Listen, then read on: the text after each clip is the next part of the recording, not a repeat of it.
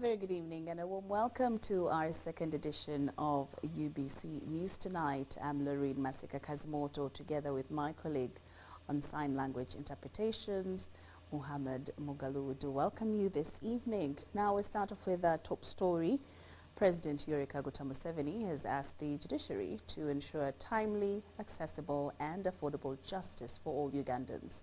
The president made the call while addressing during the opening of the new law year 2026 held at the judiciary headquarters in Kampala. We have more.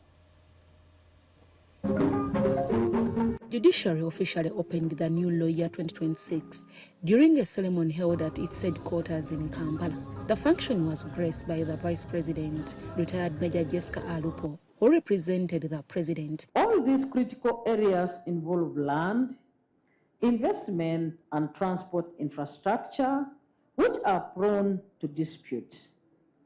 We therefore need a supportive judiciary that will quickly resolve disputes and liberate these key factors of production for further use and or reuse. President Museveni also urged the judiciary to ensure cheap, efficient and easy access to justice for all Ugandans. The judiciary therefore positioned itself to be more creative, innovative and strategic in devising mechanisms for quicker resolution of disputes to avoid frustrating our people and our investors, and also to promote harmony and reconciliation. The Chief Justice, Dr. Flavian Nzeija, highlighted key achievements registered by the judiciary in the year 2025, noting that over 205,000 cases were disposed of, although the arm was faced with challenges. Backlog was concentrated in the High Court divisions and the circuits, followed by the Court of Appeal, Constitutional Court, and the Supreme Court. The High Court carried the largest share of pending cases at 89.216, including 27. Key milestones included completion and handover of Rukunjiri High Court and the Budaka Chief Magistrate Courts near completion of Soroti High Court and several institutional housing projects. While opening the new law year, the Chief Justice outlined the judiciary's priority in the year 2026. We shall continue building and renovating court buildings across the country. New court buildings will incorporate aspects of wellness for staff of the judiciary. Enhancement of monetary jurisdiction of the magistrate, as I mentioned, will also be a game changer. We shall decentralize the inspectorate of courts by creating regional offices to facilitate easy monitoring and supervision of court staff.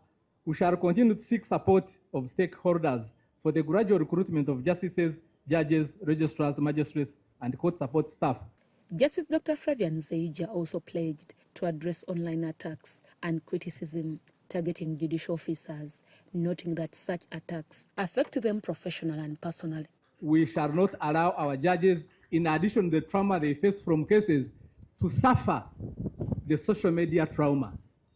That is not to say that I will protect judges who are doing wrong things, but we must protect our judges and judicial officers. The Minister for Justice and Constitutional Affairs, Nobati Mao, pledged government support towards the judiciary.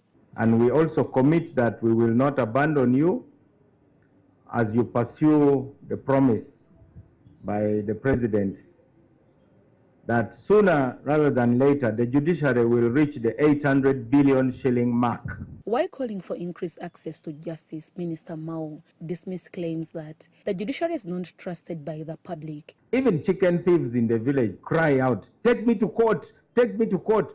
Even hardened criminals, robbers, all sorts of bad elements, they want to be dragged before the court.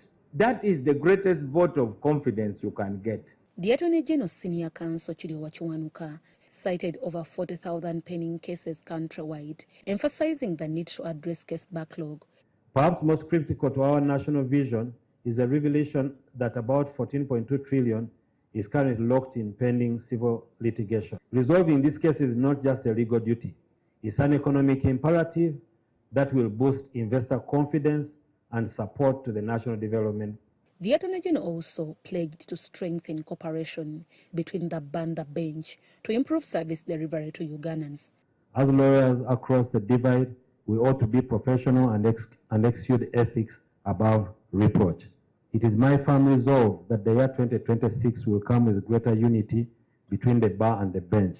The ceremony was attended by justices, judges, magistrates, registrars, advocates, the Deputy Inspector of Government, Dr. Patricia Chan, and other dignitaries. Deborah Namamonde, Viola Nansuga, UBC News.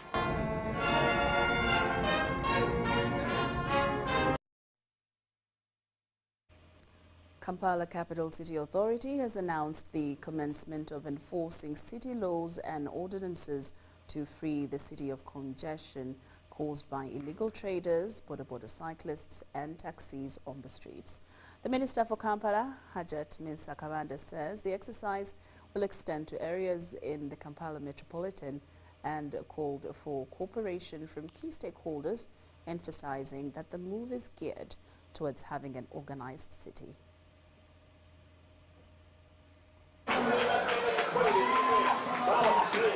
The freedom that street vendors have been enjoying in the last few months has come to an end as Kampala Capital City Authority announces massive enforcement of city laws and ordinances to clear Uganda's capital of congestion. Kampala is highly congested, and the government will no longer tolerate disorder, lawlessness, and abuse of public space in the name of survival or politics. Effective immediately, Kampala City enters a phase of strict, full and continuous enforcement of all city laws and ordinances. For months, enforcement was moderated to allow peaceful political participation. That window is now closed. The capital city must function.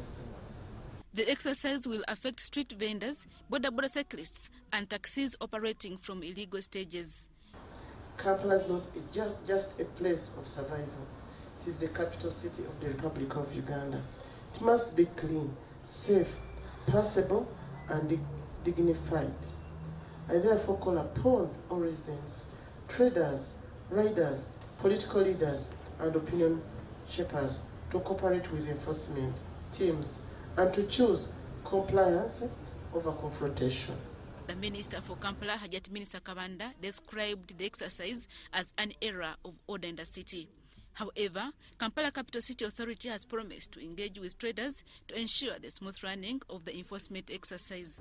In compliance with the directive that the Honourable Minister has issued today, we at KCC shall immediately, starting today, 5th February 2026, launch sensitization of self-enforcement exercises for 2 weeks only.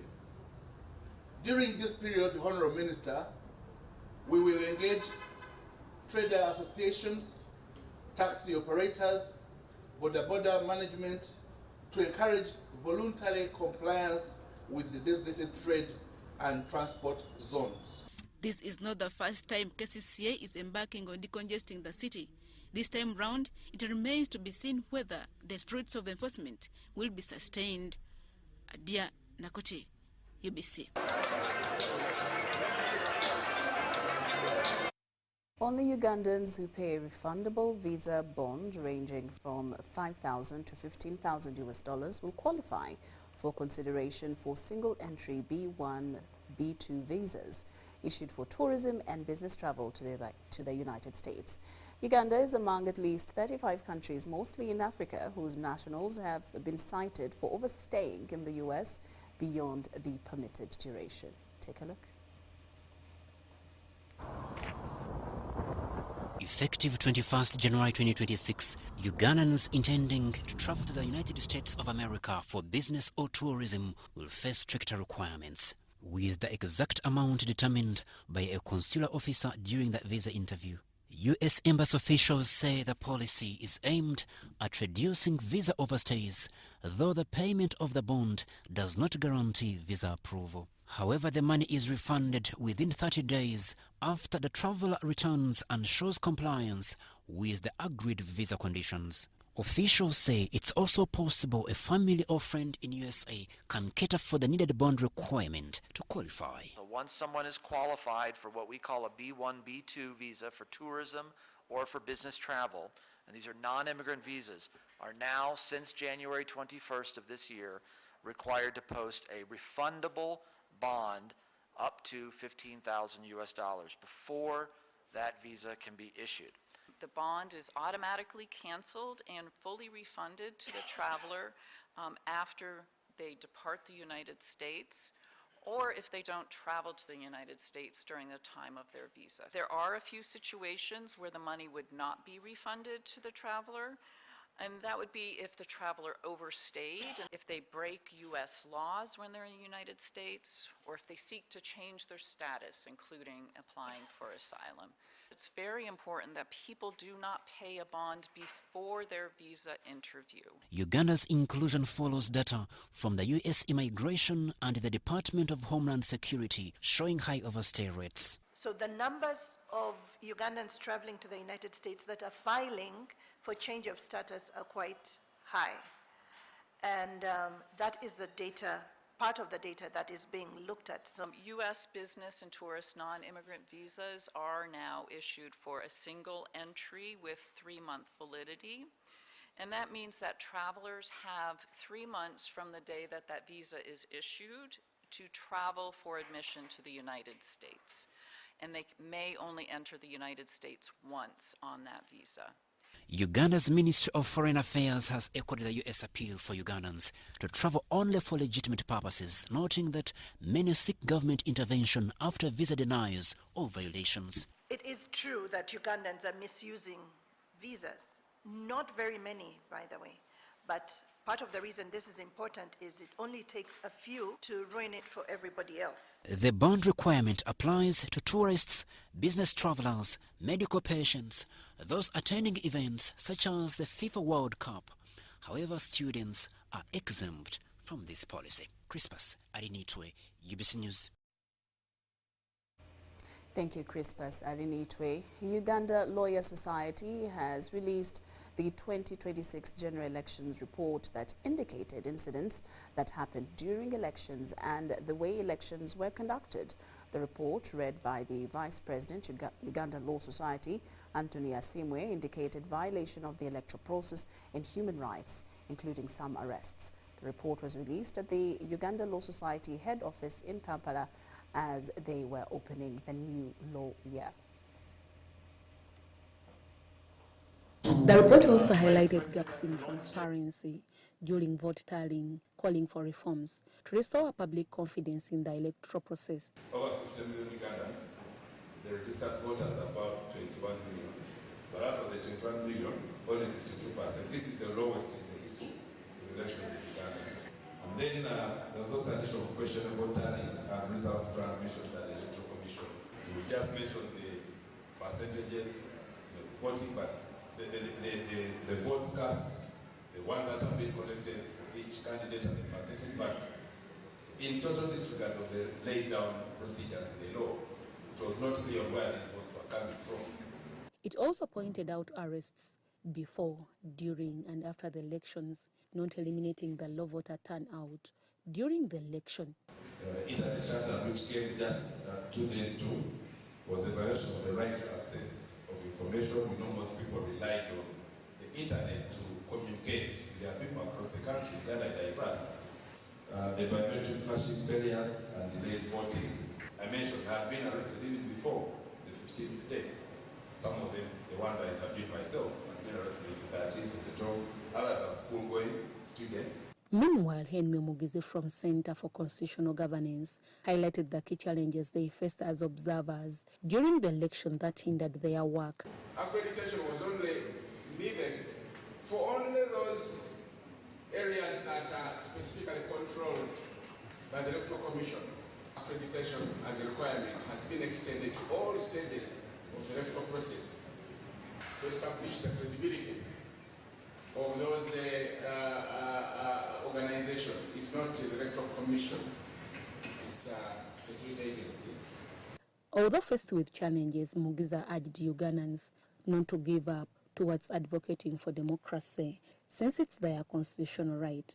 Democracy is about participation. It is also your country, and as a citizen of the country, you have rights.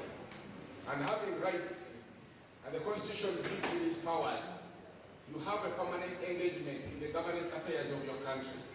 The society commended stakeholders, election observers, and Ugandans who participated in the elections and praised their support towards promoting human rights. This role, the observation role, was systematically documented and submitted to the society. As the right calling by, we shall not allow to be captured. We shall not relent until there is justice for every Ugandan. The release of the report was attended by advocates, stakeholders, and civil society organizations, among others. Deborah Namamonde, Aisha Msanya, UBC News. UBC News tonight. It is time to allow development rather than politicking if Lwengo District is to improve its service delivery. These are the words of the Bukoto West MP-elect Muyanja Sentai, whose win came after a heated race, which was marred by violence and internal divisions in the NRM party structure in the district. Sentai says the entire Lwengo district was divided by politics, which can only be cured by focusing on development. Even though I am part of those who were victorious, but it hasn't come on a silver platter. It hasn't been on a smooth ride. It has come with a lot of challenges. The incumbent Member of Parliament for Bukoto West, Muyanja Sentai, retained his seat after a heated race that left many supporters nursing wounds.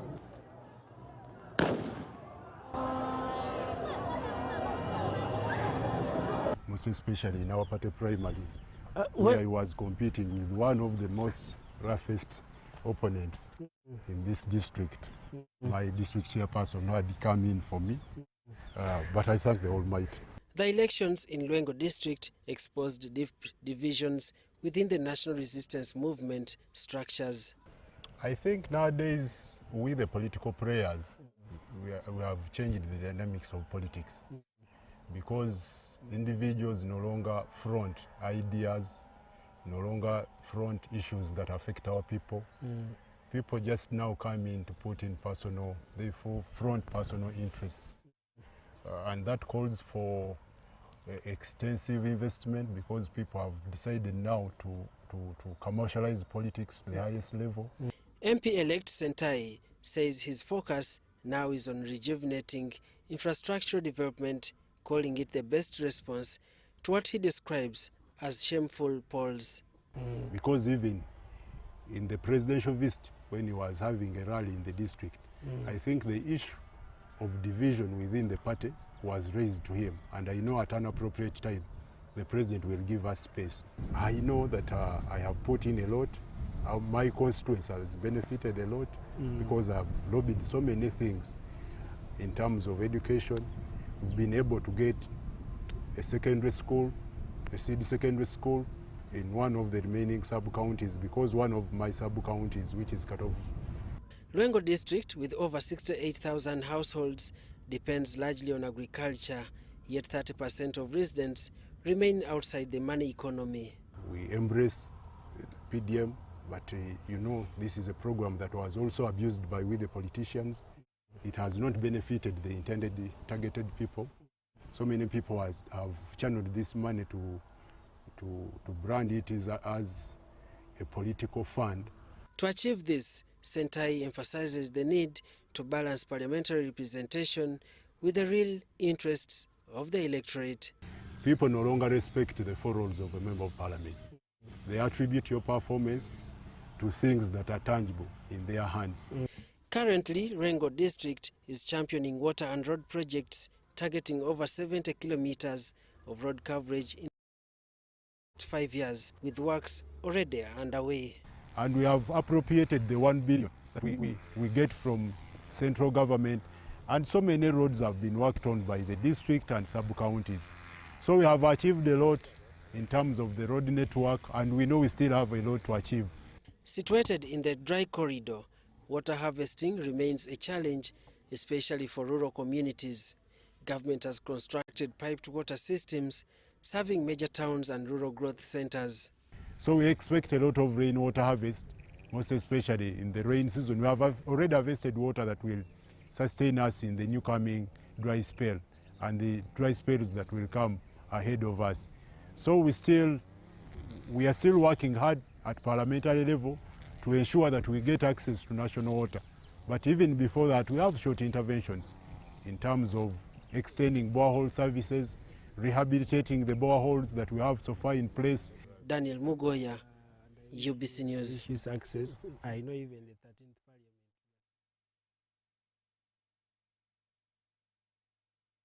Thank you, Daniel Mugoya. In more news this evening, former self-exiled and fearless NRA soldier Colonel Samson Mande, having returned from Sweden after ironing out his political differences with the NRM government, will be among the original NRA fighters who will be awarded with medals for their dedicated service in the liberation struggle on Friday this week in his hometown in Kabale district, where this year's Tarehe Sita will be celebrated from. We spoke to Colonel Samson Mande about the long-awaited medal, and these were his remarks. Take a look. By people of Kabale and Kigezi at large, we have been honored to host the Tarehe Sita celebrations, and I'm coming home to celebrate with you. I thank God that I'm in the country. I thank the President for making it happen that I returned. I thank the President and the government of Uganda that I am now part of these activities. So there will be big celebration in Kabale to remember even those heroes, particularly who came from Kabale. I will be there to receive a medal, I've been informed. So those who thought I was forgotten should now see that it can take time, but you will be remembered.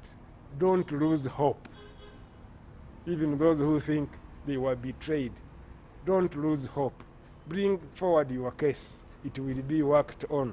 And after receiving the medal, I've been informed by friends and relatives in Kabale that they are arranging a big ceremony, a massive party at the White House Inn on Saturday.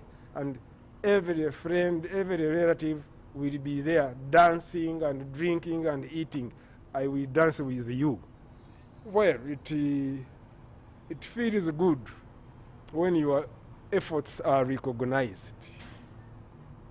Like many have received medals. I didn't have one. The circumstances are known, but I'm going to receive it. It has been kept well, polished, and victory is always sweet, no matter what time you get it. There are those who receive their recognition when they are already dead, posthumously. But now I'm receiving this medal when I'm still alive. I have reason to be very happy.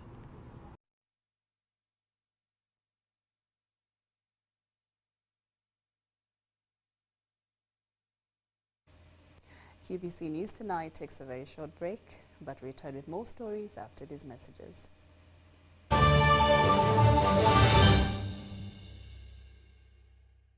So, Muchala. Yes, Daddy.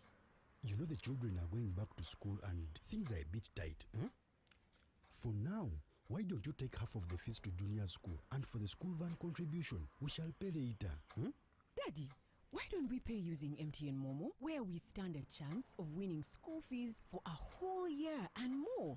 By the way, you can also apply for a school fees loan, and also participating schools can win a school van. That's right! Win school fees for a whole year and more. Get Momo goodies and a school van for participating schools. You can also apply for a school fees loan. Simply dial *165*80# or use the Momo app.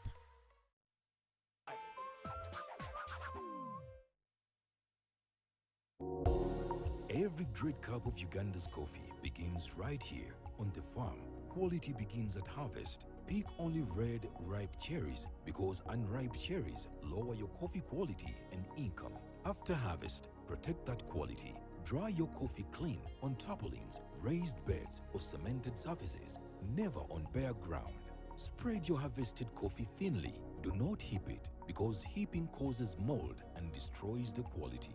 When you protect quality, you protect your income and Uganda's reputation on the global market.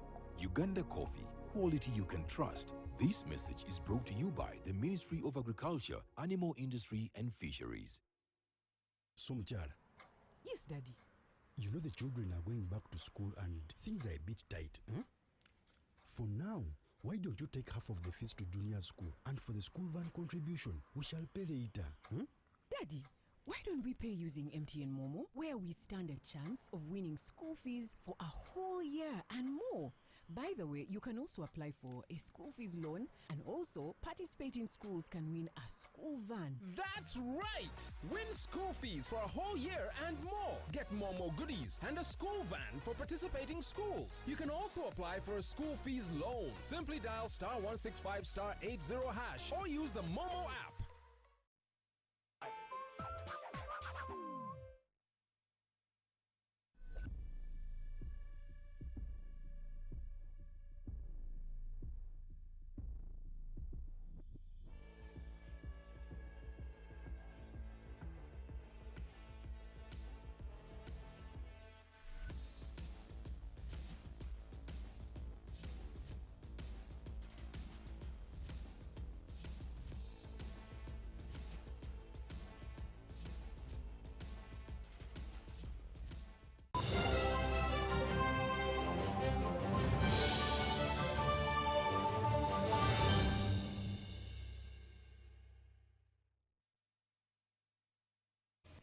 Welcome back from that break and into our business news this evening. The government of Uganda is being urged to prioritize meritocracy over political patronage in the recruitment of heads of public sector institutions.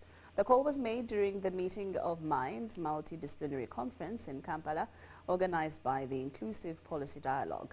The two-day conference is examining how the country can strengthen institutional coordination to achieve a sustainable national development.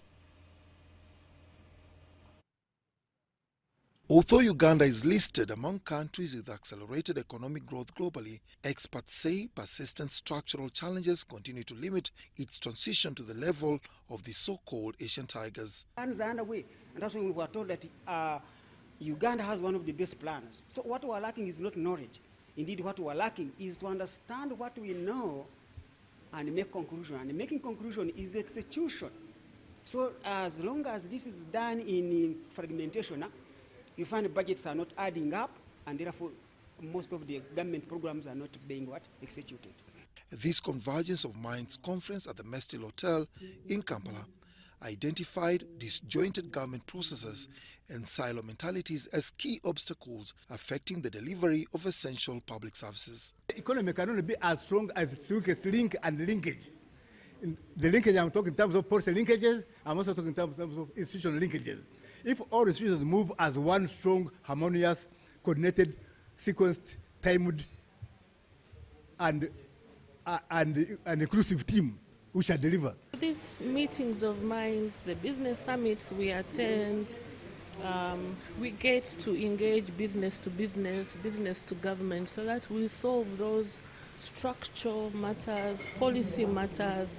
We harmonize industrial policies in the region. Analysts say coordination failures within government institutions are significantly undermining effective policy implementation. We have got a coordination failure, a coordination weakness, and you find each department, each ministry works on its own and wants to safeguard and protect its fiefdom so that the others do not share the benefits, and as a result, because of this coordination failure, it leads to implementation failure.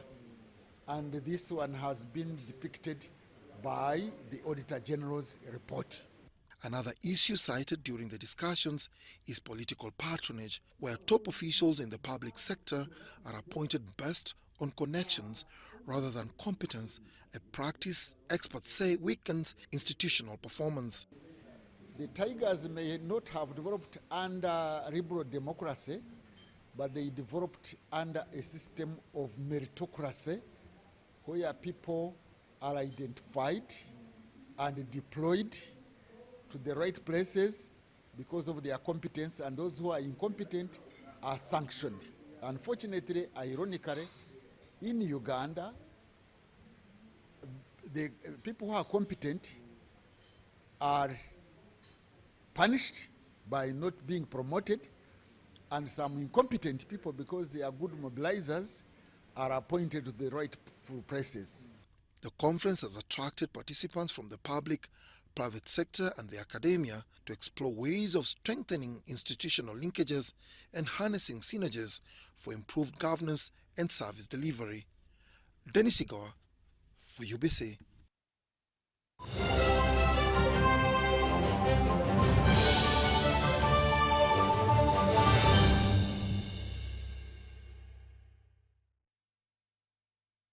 Sports, more than 30 sports disciplines are set to be organized by the body in charge of sports in secondary schools, the Uganda Secondary Schools Sports Association, this year.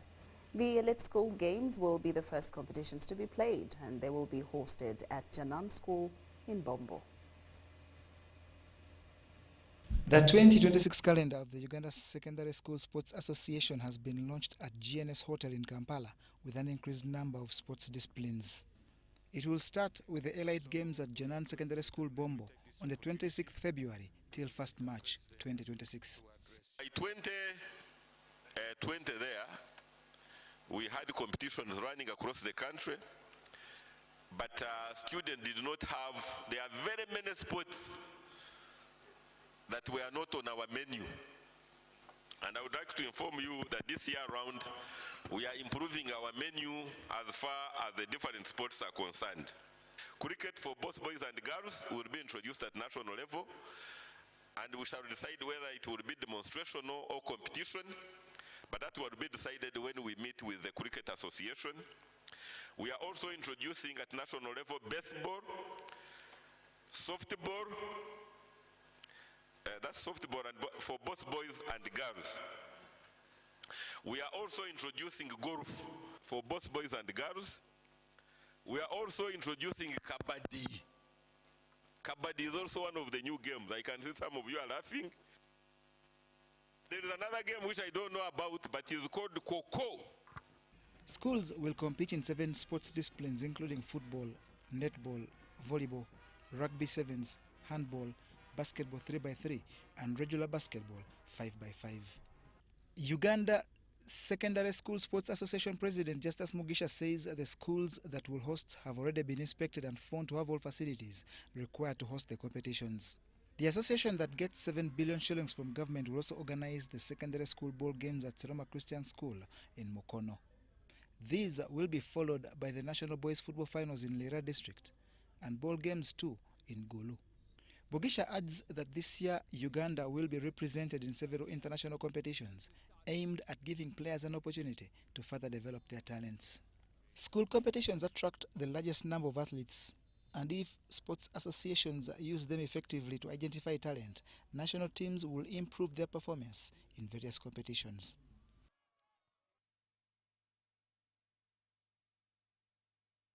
I too didn't know kabaddi as a sport, but I will consult with my colleagues and probably they'll give me some insight on what kabaddi actually is. But with our final story for the evening, the Uganda People's Defence Forces has rolled out a series of sports activities in Kabale municipality, bringing together UPDF teams and Kabale municipality sides in football and netball matches, alongside a community marathon as part of the build-up to the Tarehe Sita national celebrations. As part of the program, a 12-kilometer marathon was held at Kabale Stadium, drawing a large turnout from Kabale municipality and the wider Chigezi sub-region. Now, in the men's category, Kamutwide Gilbert emerged a winner after clocking 24 minutes 27 seconds, followed by Nwagaba Louis in second place at 24 minutes 44 seconds, while Katurebe Edson finished third in 25 minutes 21 seconds. In the women's race, Nemigisha Edna took top honors after completing the course in 28 minutes 56 seconds. She was followed by Nisima Michelle at 31 minutes and 3 seconds, while Nankunda Faith finished third in 40 minutes 15 seconds.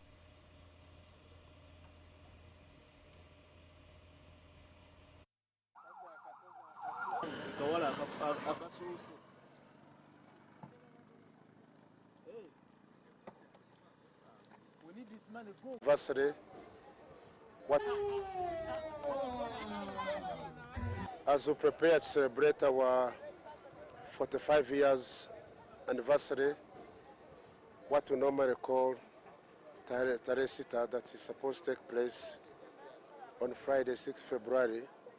This morning we've just had a marathon and we had a great number of participants, both local people from Kabare and others within the sub-region. We use this opportunity to push forward our usual message that us as the UPDF will remain people's army that is there to protect the interests of the population, because we came from them and we have continued to survive because of the full support we continue to enjoy from the population.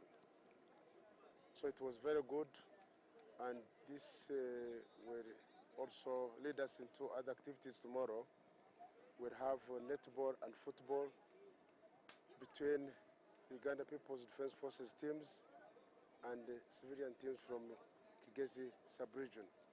Amazina Nemigisha Edina. I studied from God's Favor and Primary School. Twatwijire kwiruka marathon nabo kubanza bampa emitwaro 50 ndenda kuguraho ebijwaro bya sports.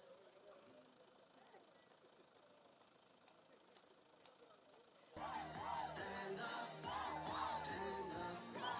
for the champions, for the champions. Stand up for the champions, for the champions. Stand up, stand up, stand up for the champions, for the champions.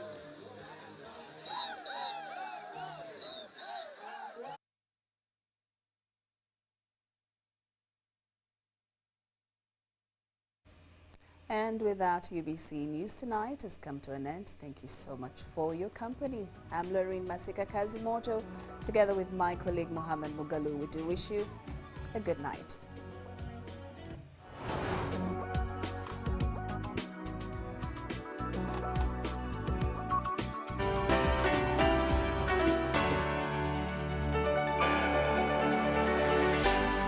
UBC, inspiring Uganda.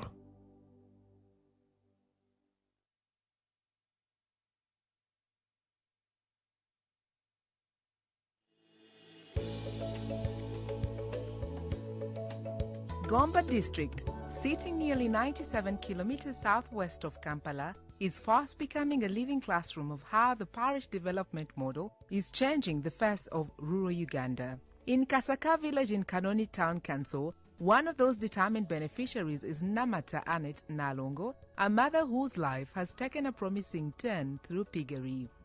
Amanya gange nze Namata Annette ndi mu Kasaka Town Council ye Kanoni Gomba district. Ndi mu kibiina kya PDM Pigale ky'embizi nzifunyemu kubanga nafuna akakadde nenkasaasaanya ng'era bwe nayagala nengulako embizi enkazi emitwalo 4 kubanga yali ekuze nengulako ebirume 2 n'embiraawa emitwalo 6 buli kirume nakigula emitwalo 10 ne ngulako ekisawo ky'emmere ne ntemesaako hafu yiika ya lumonde ezasigalawo ne nzijanja